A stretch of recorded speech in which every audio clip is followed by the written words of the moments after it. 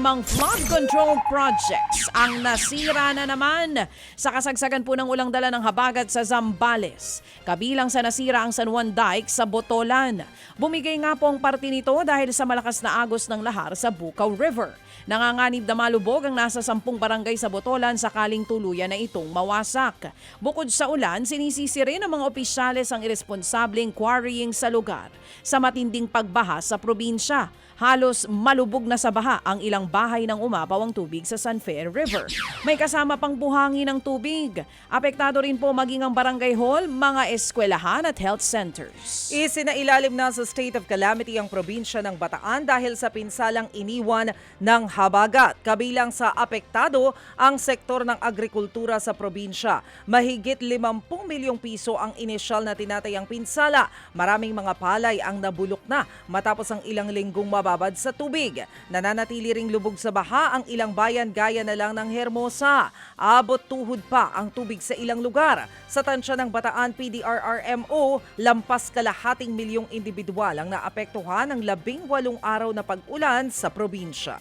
Samantala, nagdeklara po ng state of calamity ang probinsya ng Bulacan. Kabilang sa mga apektadong bayan po ng Hagonoy na ilang linggo nang lubog sa baha. Nawawala pa ba ang baha dyan? Hanggang hita o lampas ng bewang pa rin ang tubig sa ilang barangay sa Hagonoy. Sa bayan naman po ng Santa Maria, hanggang binti pa ang tubig sa ilang mga kalsada. May mga lugar namang humupa na ang baha pero may naiwang makapal na putik. Nananatili ring sarado ang Makaiban Bridge na napinsala sa ulang dala ng habagat.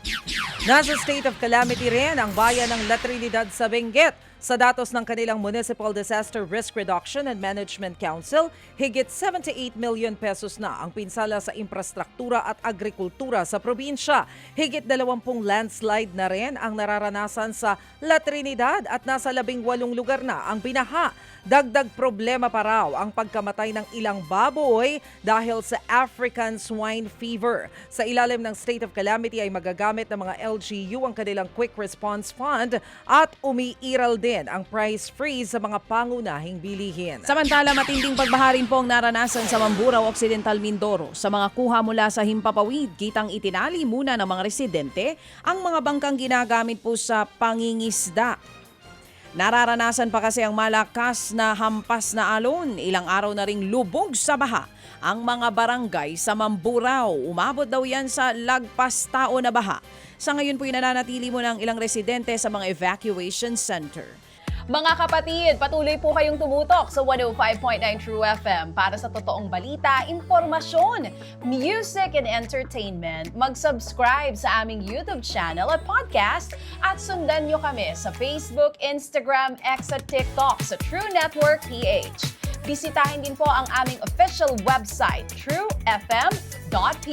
At panoorin din kami sa True TV Signal, Channel 19. Kami po ang 105.9 True FM. Laging true sa'yo, kapatid.